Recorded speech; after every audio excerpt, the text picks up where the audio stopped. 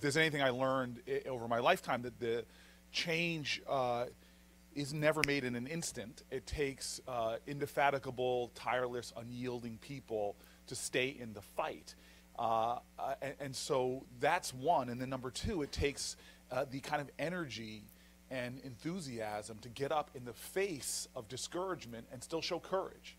I'll never forget when I was younger, slimmer, with more hair. I was just starting out in Newark as a city council person. The last time I was ever in the legislative branch was I was a city council person in Newark, New Jersey. And I was so frustrated about the inability to get anything done. I couldn't get any legislation passed. I was being outvoted 8-1 every single time. I couldn't deal with this. I had an opponent that was spectacular in his opposition to me at times. I used to get tickets on my car everywhere I parked, even when I parked in the assigned spot for city council people. And it was just a frustrating experience to me. And I'll never forget one of the tenant organizers and leaders, a woman named Elaine Sewell, who, this extraordinary woman who helped me get elected as the youngest person ever elected in my city at that point, who was so wise, but one day called me up angry because in a densely poor area in some high rises in Newark called Garden Spires, she was fed up. The drug dealing was going on relentlessly as people would drive along 280, which is a highway that cuts right through Newark. You know, many cities, the urban planning of the 50s and 60s was outrageous, what they did to many poor communities. So a highway cutting right through the city that people used to just come off like a McDonald's drive-through and pick up their drugs and go back on. And the drug war, which I'll talk about in a minute, is outrageous because there's really two different types of criminal justice systems that we encounter in America. But long story short, she calls me up angry one day that the drug dealing was going on relentlessly, the violence had gotten really bad, and that I had to do something about it. And I'm thinking about this a lot these days because I'm back in the legislature. And I remember what I said to her is I said, I can't do anything about it. The mayor's told me I'm a legislator, not an administrator. I don't control the police department. I don't control the mechanisms of government. I can legislate. And she said, well, that's not why we elected you. And she got mad at me, and I got mad at her. And before you know it, I'm yelling and hanging up. We hanging up on each other. This ally of mine, this ally, and I'll never forget. Government. Before that, I had been a tenant organizer, a lawyer. I could really help people like Elaine Sewell, taking on some of the slumlords in Newark. And I angrily rushed home to where I was living at the time. I lived for about 8 years in some high-rise, what became public housing projects called brick towers. And it's amazing, and I'm sure those of you from cities know this, that every community has these heroic Americans who, with the worst circumstances, manage to keep things together, to take care of people in extraordinary ways. And so the person in my neighborhood was a woman named Virginia Jones. And I stormed home, and she stood like a sentinel in front of those buildings, like sort of just, she was the most imposing figure you'd ever meet, even though she was only about 5 feet and a smidgen tall. And so when you're in a bad mood, you don't want to talk to optimistic people. It's just like, get away from me, And so as I'm approaching Brick Towers, I'm trying to take the vector into the building that she would not see me, so I can get to the elevator that would not often work, that was only elevator I've ever seen that had roaches infesting it. And I would ride up that elevator for 8 years with children and no heat in the winter often, no elevator service when we'd have to hike the 16 floors ourselves, and just a really difficult environment. But here was a woman that in the basement of that, she would create a sanctuary for children. Every holiday there was, from holidays that many Americans don't even celebrate, like Flag Day, she'd be doing something in that basement, transforming it. I mean, there wasn't an Irish person probably within like 100 miles of that area. I'm joking, exaggerating, but the truth of the matter is that some of the best St. Patrick's parties I was with a bunch of fellow African Americans in the basement for kids that she was throwing. So long story short, as I get there and I'm like angry, I just sort of storm past her with a grunt of a hello, and she sort of says to me, "Don't you walk past me." And I stop. And I'm like, "Durr." And she goes, "Come here and give Miss Jones a hug." And I'm like, "Oh." And I went over and I just hugged her like you would an ex-boyfriend or girlfriend that you say you'll be friends with. And she says to me, "What's wrong?" And I just vented on her, like, why did I get into politics?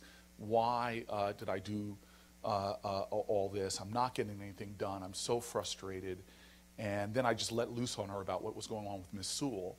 And then suddenly this woman looked like she saw the most transformative, like God just spoke to her because her eyes opened up. She goes, "Oh my God." And I had just said to her, "I don't know what to do. I don't know what to do." And her eyes just opened up wide. And she said, "I know what you should do." And I go, "Okay, what should I do?" And she looks at me, she goes, "Yes, I know what you should do." And I say, "I heard you the first time. What should I do?"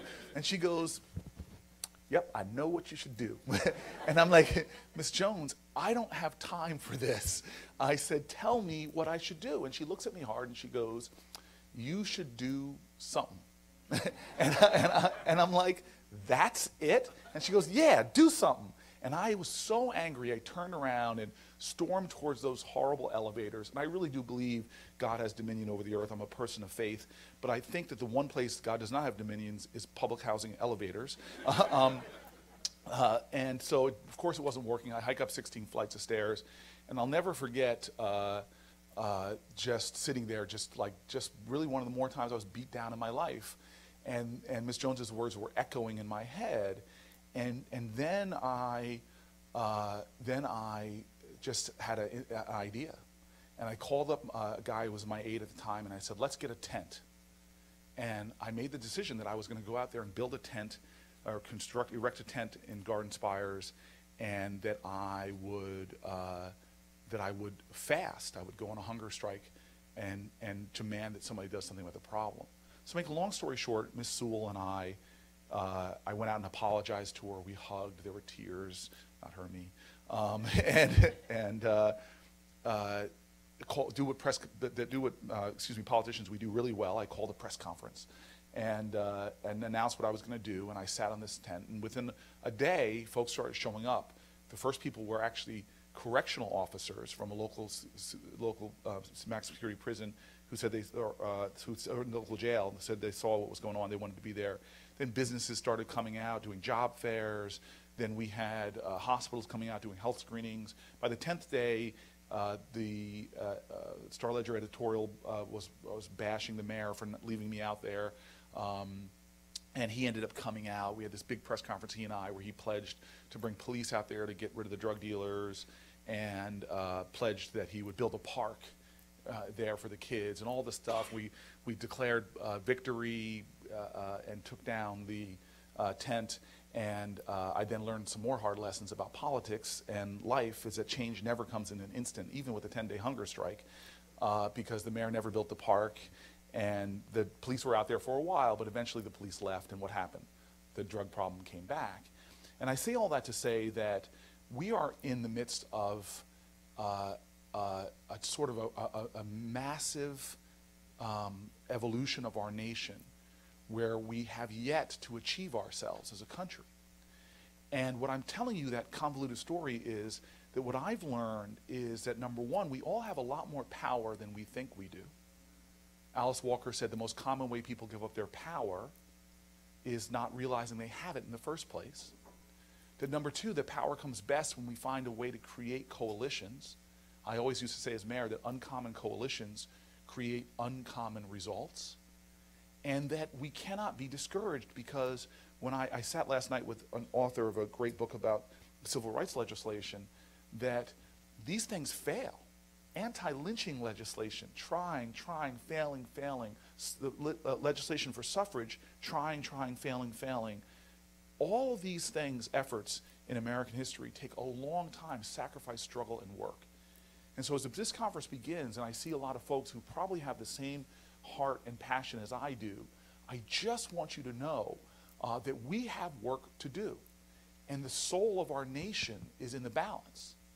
Now, I see the distraught present we live in, and I am here right now.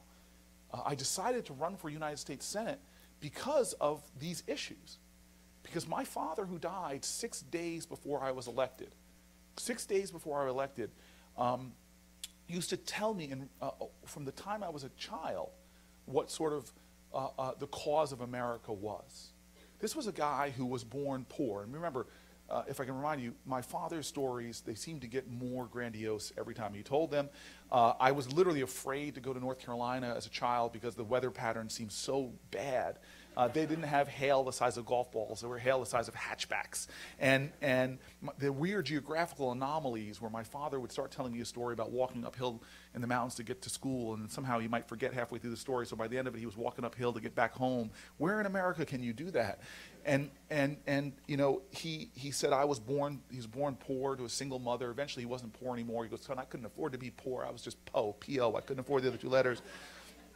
And so here's this guy who was born, and I now know, frankly, that my entire family history, or a lot of my family history, because Skip Gates did one of those shows with me called Finding Your Roots, and paired me with John Lewis, which was deeply embarrassing because the show starts off with John Lewis, hero of the civil rights movement, on Edmund Pettus Bridge, staring down Alabama state troopers, Billy Club's tear gas. He literally bled the southern soil red. And then it goes to my biography. Cory Booker, riding his big wheel on the suburban streets of New Jersey, falls off, skins his knee, bleeds the soil red. And so my father sort of made this juxtaposition to my brother really, and I evident. What happened from one generation to a kid born black, poor, segregated, single mom? What happened in one generation to get that family from generations of poverty to a mother that literally couldn't take care of him, folks in the community, to get us into the middle class, middle income lifestyle? And my father would not let my brother, he would ride my brother and I'd be walking around the house. I had an 18-year-old swagger. I was a high school All-American football player. You generously said I got into Stanford University. I got into Stanford University because of 4.0 and 1,600, 4.0 yards per carry, 1,600 receiving yards. And so 18-year-old All-American high school football player, you know, president of my class. I had swagger, but my dad would look at me and say, boy, don't you dare walk around this house like you hit a triple. You were born on third base. My parents made it clear that my brother and I drank deeply from wells of liberty and freedom that we did not dig, that we ate lavishly from banquet tables prepared for us by our ancestors. And what my dad talked about is the same thing I talked about in my original story. Is what did it take? He called it the conspiracy of love. When people couldn't take care of him, his mother couldn't take care of him in Hendersonville, there were people there to make sure this child did not fail. And they went to extraordinary lengths: roof over his head, food on the table. There were expectations of him. He didn't think he was going to college, but people told him what his destiny was. And when he couldn't afford college, hell, folks put in dollars in church collection plates. Think of the ROI on making college affordable for that kid. When he was down in college, my parents both landed in the front lines of a level of activism and engagement, blacks and whites, Christian, Jews, doing incredible things for liberty, for freedom. When my parents landed right here in this city, my parents ended up meeting. They lived in the same apartment building. My father had the luck and fortune to meet and marry my mom. My mom had the charity and mercy to marry my dad.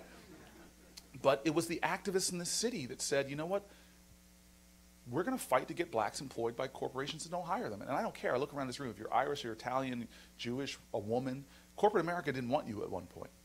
People had to fight to get you into corporate America. And my parents landed, as we said, worked with IBM. When we moved up to New Jersey, they wouldn't sell us homes.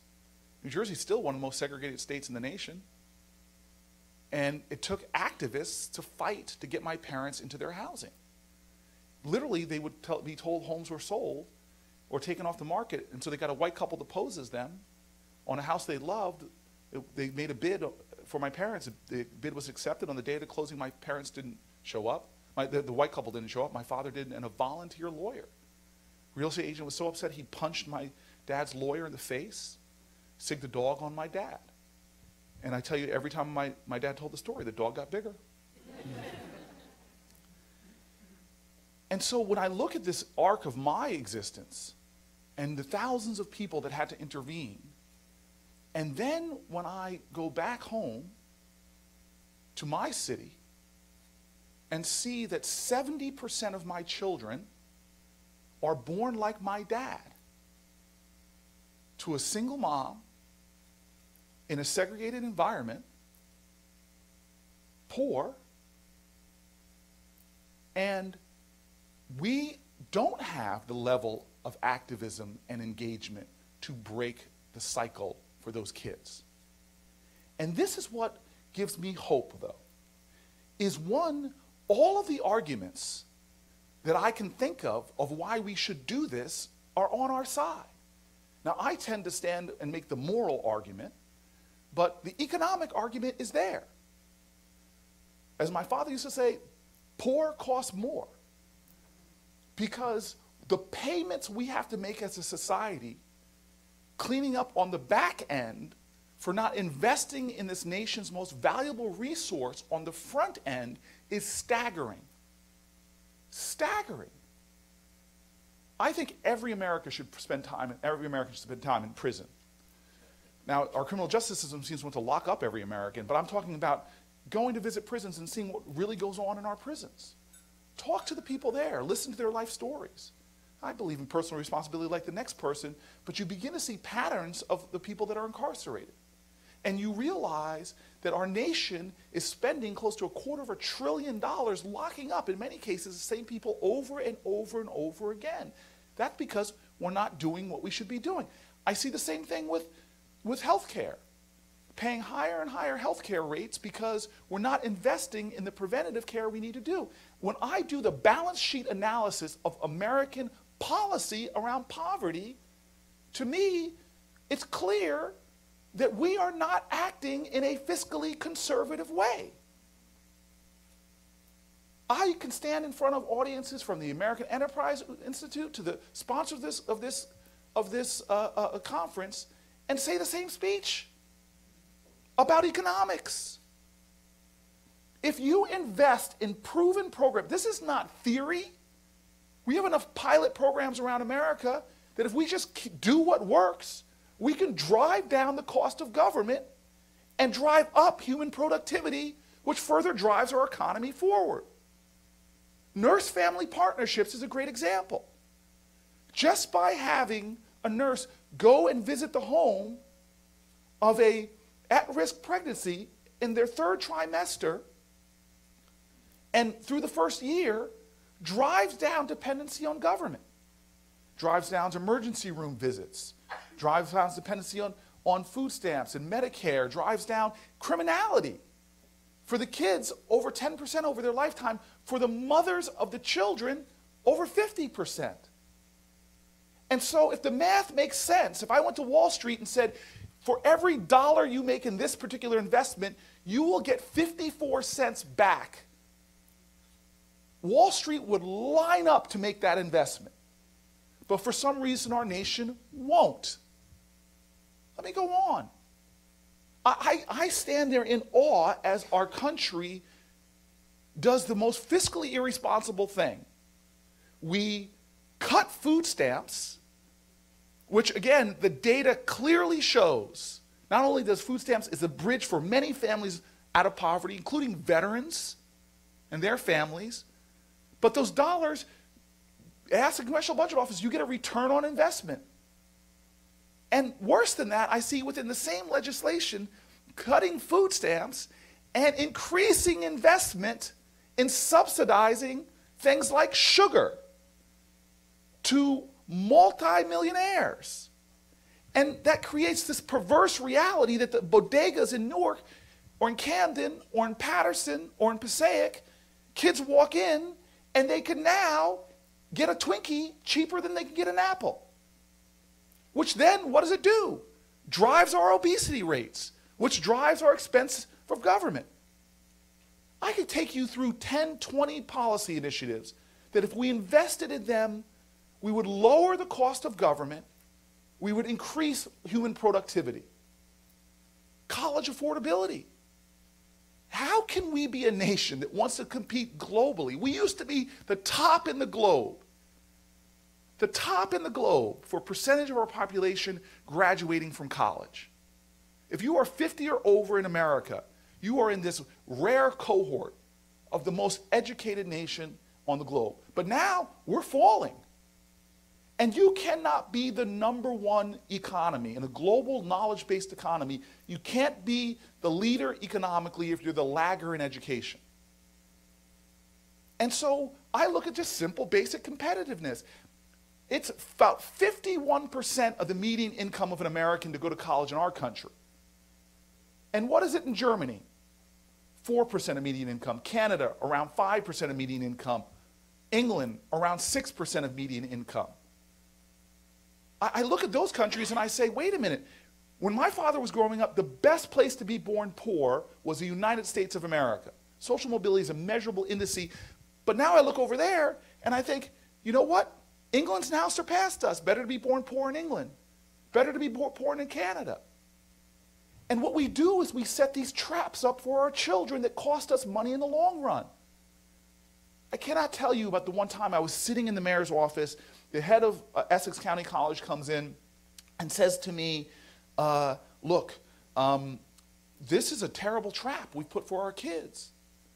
There's an alarming percentage of American high school students who graduate needing remedial classes to qualify to do college level work. An alarming percent. And what she was explaining to me is what happens is these kids, A and B students, come and realize that they have to take remedial classes. They get their Pell Grants, and what happens? They burn through their Pell Grants taking remedial classes that we, with our taxpayer dollars, paid to educate for education that they didn't get. And then when they seek to continue their education, they have not enough Pell Grant left to finish their education. Meanwhile, they're trying to work a job to push themselves through college. They're working full-time jobs and taking classes, minimum wage jobs, which disproportionately are affecting women with kids, and they can't make it through. They can't make ends meet. And so my point is, when I just simply look at the numbers of where we want America to be, to lead this globe in economic productivity, in GDP, in well-being, we are doing all the things that waste our common treasure, undermine human potential, and ultimately stratify our nation. The last example I'll give you is the one that's got me probably most upset. Because I was asked as a mayor to do what I talk, when I talk honestly with mayors all over America, we all feel the same frustration. That we see this ridiculous criminal justice system that is so patently unfair, fiscally irresponsible, and actually drives crime and violence in America. We are 4% of the globe's population. 4%. But we have 25% of the globe's prisoners. Americans do not have a higher proclivity for criminality than other people on the planet. And so we realize that something happened over my lifetime, almost correlating with my entire life, is that we decided we were going to go on a war on drugs. And now we've got the evidence. What's it done?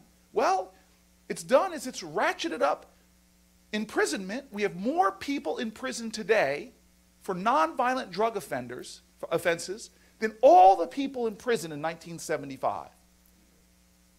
And the reason why that's so important to child poverty is because it is devastating communities, because this criminality, this mass incarceration is concentrated where? In poor communities. And that's where you see stunning things. We now have more people under criminal supervision that are African American in our country. More blacks under criminal supervision now. Jail, prison, probation, parole, than all the slaves in 1850. Think about that for a second. Think about that. You have neighborhoods in America now where almost 50% of the men are getting sucked up in the criminal justice system. And it is an utter waste of money. I watched this happen as mayor. People being sucked into the criminal justice system for nonviolent drug offenses, and they encounter immediately two different types of justice system. Let's be clear. Kid caught with a bag of marijuana, teenager, in Newark, in Camden, in Trenton. Kid caught at Stanford. I cannot confirm or deny whether I saw marijuana at Stanford. Kid caught with a bag of marijuana at Stanford, pretrial intervention, not a big deal. Not a big deal. They're not raiding frat fraternities at Stanford, I'll tell you that right now. And if they did, I know this is being recorded, I will never be invited to Stanford to speak again, but if they raided some fraternities at Stanford, they would find illegal drugs. Blacks and whites in America have no differing rates of drug usage. But if you are that kid in Newark or that kid at Stanford, black kid has actually 3.7 more times likely being arrested for marijuana. But now, let's keep going. Most people forget that that kid that's going to be caught with marijuana may have a kid himself. Now that kid is not going to just get caught with marijuana. That's going to say, oh, look at the size of that. It's possession with intent to sell. Oh, and by the way, since every place, I said this to Dick Durbin yesterday, the senator from Illinois, every place in Chicago, every place in Newark, you do look at the school zones, it's a school zone. So now you've got possession, intent to sell in a school zone, and then you go to the prosecutor. Let me educate you all on something. We've seen a terrible trend where justice is being taken away from judges and juries, and who's it going to? Prosecutors. 95% of our felony convictions are done by prosecutors and plea deals. Because you go to a teenager and say, I got you. Your mandatory minimum is going to be years. But I'll tell you what, give me some information about drug dealings going on in your neighborhood, and I'll tell you what, plea, it'll only be time served, or a month, or 2 months. And what are you going to do as a teenager? You're taking that deal, and you don't realize that, boom, we got you. Because as soon as you leave that system, that, by the way, African Americans will get about a 20% longer sentence for similar crime than somebody that's white. Latinos higher as well. But now you get out, and you have a criminal conviction. Can't get a Pell Grant. Can't get certain licenses. I remember the first time this hit me, one of my early open office hours in Newark, what happened? I had a guy come to me who had a drug charge from 1986, couldn't get a taxi license in New Jersey to be an entrepreneur. Now you're in that trap. And so what do you do if you can't feed your family, you can't take care of that kid that you have? What do? You go back into the underground economy. Get arrested again. Get arrested again. I tell you this because not only is that profoundly expensive, but this is the thing that frustrates me. People talk about the violence in our communities. Well, I looked at the murder victims in Newark thanks to a study with Rutgers, and we found that 84% of the murder victims in Newark had been arrested before an average of 10 times. That's the victims who get caught in this trap over and over and over again. And what animates me so much is we know how to get out of that trap. From nurse-family partnerships, paid family leave, unemployment insurance, all of these, raising the minimum wage. These are all policy escapes to the nightmares we're living because they empower people to be successful. And I'll tell you what, we did things in Newark that showed you could dramatically lower recidivism rates if you empower people to succeed. Re-entry, drug treatment, 20% of the people who have alcohol or drug addictions and go into prison get treatment. And so you all are going to have a discussion this morning with policy folks who know the answers and know how to save government money. They know how to lower the costs of government by investing in those things that increase human potential and take people from being the kind of tragic statistics that you hear on the evening news and empower them to be IBM executives, college graduates. But the challenge is today is what I heard in the latter years of my father's life. He goes, I can't understand that we fought all these battles, Cory, and that I kind of suspect that if you're going to be born poor, black, to a single mother, in a segregated environment in America, it might have been better for you to do so in 1936, when I was born, my father said, than being born now.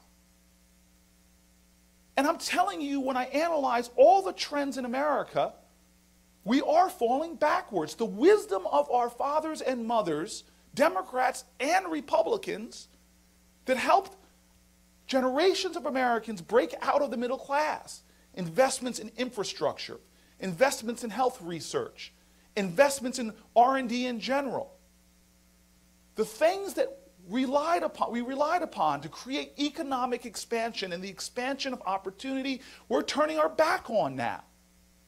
And we're doubling down on the things that actually undermine human potential. I see state budgets and proposed federal budgets cutting back on family planning, like Planned Parenthood, cutting back on the earned income tax credit that helped so many families, I witnessed it myself, come out of poverty, cutting back on those rational investments a society can make to get a return on investment. And so I return to where I started. You will hear answers from the islands of excellence that exist in America. Go to any city, Detroit, Cleveland, Los Angeles, and you will see heroes in the grassroots running drug treatment programs, doing nurse-family partnership models. You'll find champions doing programs that help our kids get into early childhood education, trying in their little corner of America to replicate what our international competitors are already doing. And the question we have to ask ourselves is not what the right answer is, but why aren't we pursuing it? That's why I came to Washington. To help our nation to be a part of a course in the community.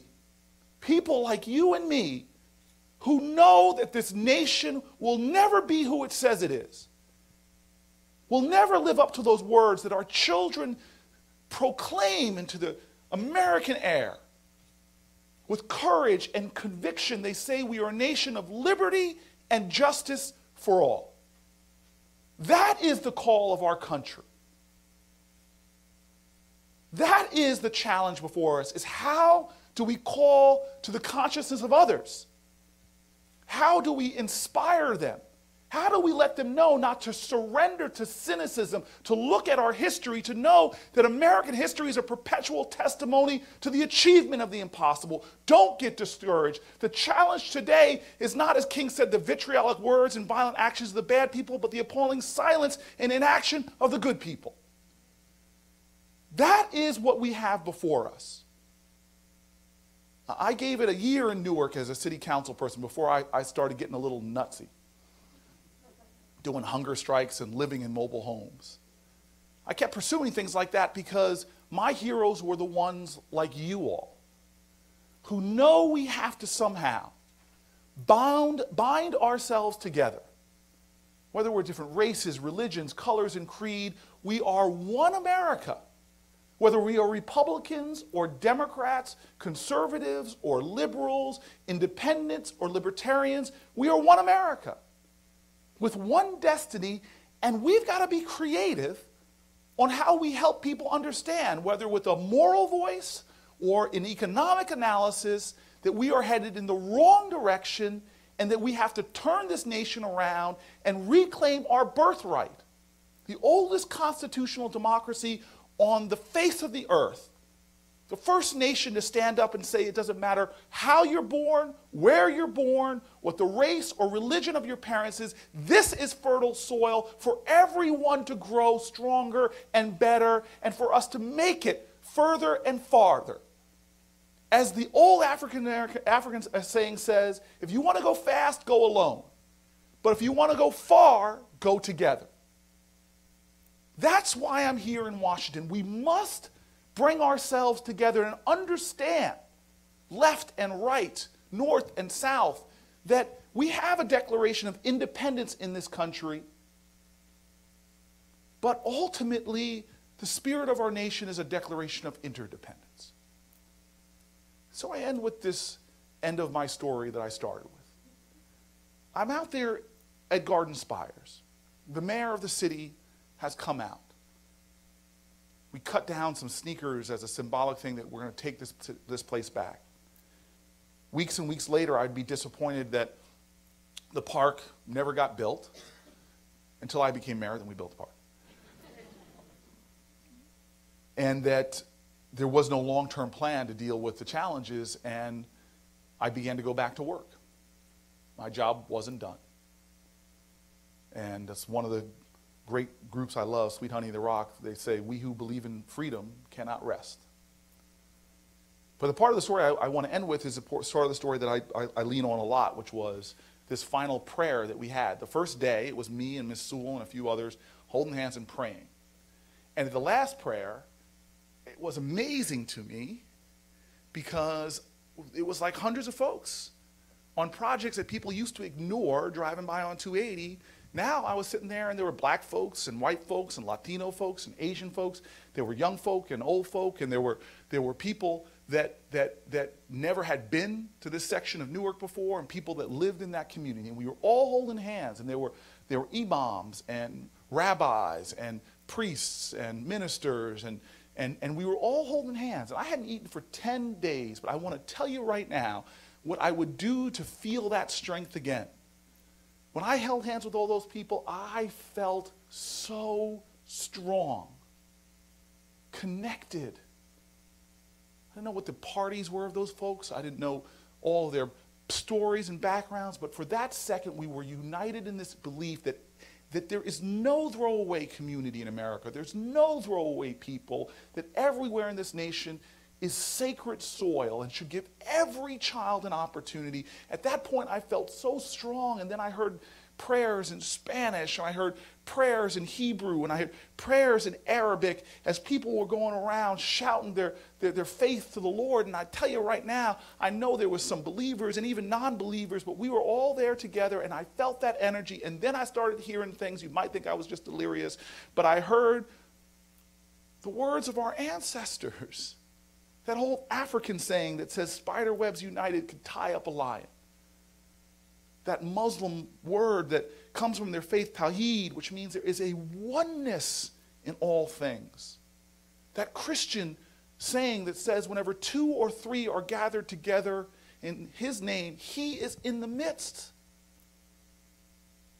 This idea, the sung by Jews during the high holiday, ki beti beit tefillah lechocho mim, may my table be the house of prayer for many different people.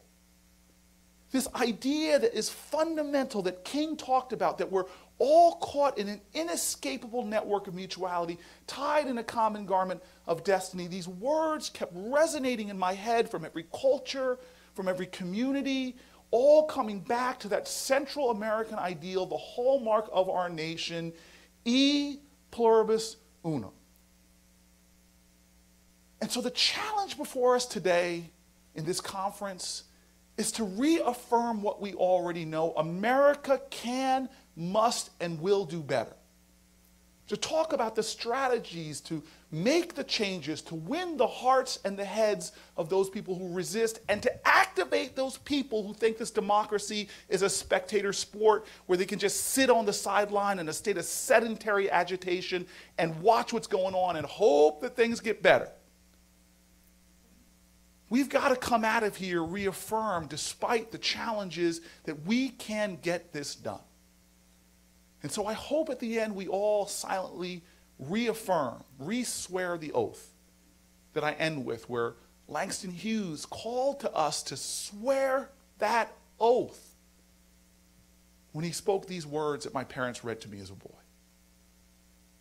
When he said, "Oh, let America be America again. The land that never has been yet, but yet must be. The land where everyone is free, the poor man, the Indian, the Negro, me." And who made America? Whose sweat and blood, whose faith and pain whose hand at the foundry, whose plow in the rain must make our mighty dream live again. Oh yes, I say it plain. America never was America to me. But I swear this oath, America will be. Thank you.